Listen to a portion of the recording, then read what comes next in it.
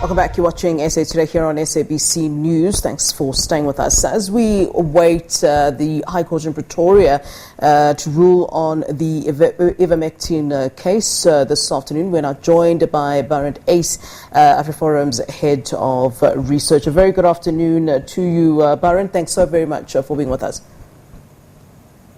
Thank you. Good afternoon. It's a privilege. Just as a start, I mean, as I was reading earlier on, I understand that Judge Kasim Saadvala had actually asked for all parties to the case to meet in his chambers earlier on. Obviously, you can't tell us, with court processes, most things are kind of private, but I'm sure you can give us some sort of input as to why the judge asked for this. Why was there a need to move from the court to the chambers? What then had to be discussed, if you can shed some light for us on the issue? Of course, maybe we can just quickly run through the events. The hearing started at 10 o'clock this morning. It was postponed so that the judge could look at the settlements that was agreed between SAPRA and 3 of the applicant groups. When it resumed at 11 again, there was also a settlement for the 4th applicant group. But the judge then said that he wants to meet all legal teams, of course, including the legal team of SAPRA, in his chambers. And the legal teams did, in fact, meet the judge in chambers, and my understanding is that, of course, the judge wants to see that that what is settled on in the end is is just, and that is why he requested the meeting. Yeah, Mr. Uys, one of the things that SAPRA mentioned, and look, we spoke to them earlier on here on SABC News. One of the issues that they raised, and no doubt this is something that they also raised during the court process and today too, the fact that, look, they are encouraging clinical trials of Ivermectin, and that, as you speak, is not authorized as yet due to the fact that there isn't enough data that's showing that it works for the treatment of COVID-19. Surely the fact that they are encouraging more trials should be beneficial to the public. So, opposing that, what is your opposition, and what are you saying? What is your argument as you've put it forward? I mean, you're the head of research. No doubt you've gone in depth with this.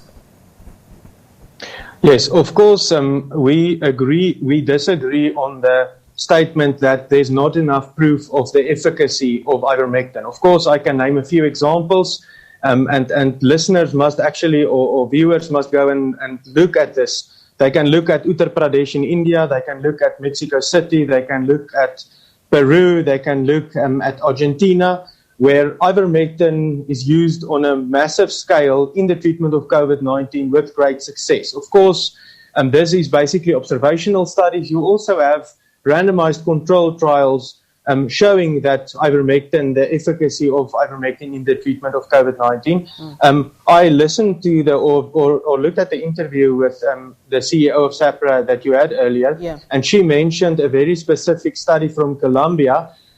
Now, of course, what she did not mention was the limitations of that study, and some of the limitations are, for instance, that the average age of participants in that study was 37. Now, we all know that COVID-19 do not have a very big impact on young patients, and we can also mention things like the endpoint of the study was changed while the study was in progress. A pharmacist actually discovered that ivermectin was prescribed to some of the members of the placebo group during the study. So it's really not a very good study to judge the efficacy of ivermectin on. So on that, we do disagree.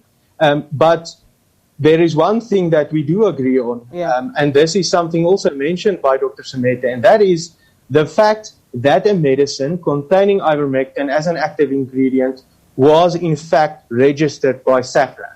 Now, what does this mean? What does this practically mean? It means then that ivermectin may be compounded and made available and accessible in accordance with provision 14.4 of the Medicines Act. Now, of course, you cannot simultaneously have something that is that you need to make accessible in terms of Section 21 and then accessible in terms of Section 14.4. So, because there's currently a medicine now registered containing ivermectin, it may be compounded and it may be used, the word that is used in medical circles is off-label. And what that basically means is you can use it to treat a sickness or a condition that do not appear on the label of the registered medicine. Barend, let me come in. Let me come in. Let me come in quickly. Let me just come in here.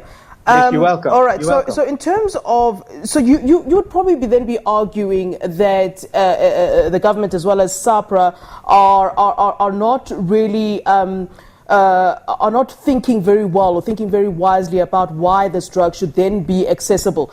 What are your thoughts as to why they would not want this drug to then be accessible? If it would be able to be beneficial or it would help in the fight against COVID-19, why would there then be a push opposing you that this drug should be accessible? I'm sure this is something that you as AfriForum has sat down and thought about. What are your thoughts then? Why would they not want the public to access it if indeed it would be a beneficial drug? The only logical explanation I can think of is caution.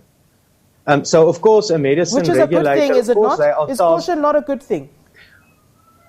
Especially in this caution is a good thing. Yeah. Yes, but of course, if you must always, and especially if you are in this kind of circumstances where you have a pandemic, and you've got, of course, if you look globally, you've got thousands of people dying daily. And in South Africa, when we had the peak of the pandemic, we had hundreds of people dying every day. Then you must do a simple risk-benefit analysis. Okay, and I mean, the risk regarding medicine is this possibly not safe for human use? And with ivermectin, we've got overwhelming evidence that it's extremely safe for humans. It's been used for decades. And it basically eradicated a few, parasitic diseases. Okay, so we do know that it is safe. We also know that it is safe when you use it to treat COVID-19 because it was used on a large scale in places like Peru, Mexico City, Uttar Pradesh, Argentina.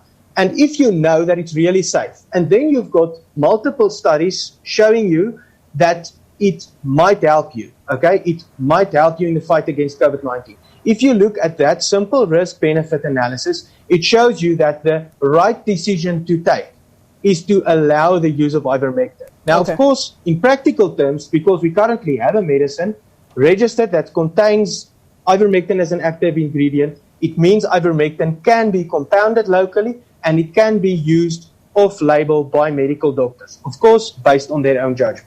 Yeah, and just as we wrap up our conversation, if you've ever watched this show, you know I don't like blanket statements. I like clarity. I like specifics. So I'm going to say, you talk about overwhelming evidence. You've touched on something that happened in Brazil. You touched on all kinds of other examples, but I want specifics at this time. Give me the specifics. When you say there is overwhelming evidence, then I want to know which is that overwhelming evidence that SAPRA seems to have missed. Okay, I think that if you want a specific example, the best example to discuss is Peru. So the government of Peru decided, and they decided this a long time ago, I believe it was in May of last year. There was the laboratory study from Australia. It indicated that ivermectin might have some antiviral effects also on the coronavirus, and they then decided to roll this out in Peru. And it's very interesting, in the capital city of Lima, they postponed the rollout of ivermectin with a couple of months. Then they basically rolled it out to many states, but in 8 specific states, 8 or 9 states, they had like an intensive rollout program of ivermectin. And what we can now do, there was wonderful work done by a scientist, Cheney, and he actually created graphs where he plotted excess deaths for these different states. And you could now basically you had a massive observational study where you could compare the capital city of Lima and other places where there was a difference in the time rollout. And unfortunately, there was a massive difference in excess deaths when comparing Lima to the places where it was rolled out intensively. And I mean, when I'm talking about an intensive rollout, I'm talking about using the defense force to actually roll out ivermectin to the population. Now, this is absolutely overwhelming evidence. I mean, if you talk about the dosages rolled out in these 8 states, it's more than 1 million dosages. You do not need more evidence than this. And even if you look at the WHO documents, even WHO documents would tell you that you can not only consider randomized controlled trials, you also need to look at observational studies. And this is why we are really convinced that ivermectin can make a massive difference. We're not saying ivermectin is the only solution, but it's definitely very important part of the solution to COVID-19.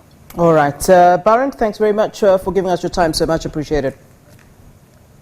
Thank you for the opportunity. Most welcome. Barend Uys AfriForum Head of Research there. And of course, we are still awaiting that judgment from Judge Kasim Zarvala regarding Ivermectin and whether or not it will be used. At this point, of course, as we speak, it hasn't been authorized. And of course, SAPRA saying that they are encouraging more clinical trials. In fact, but AfriForum saying that there is more than enough evidence showing that it can work. In their words, overwhelming evidence.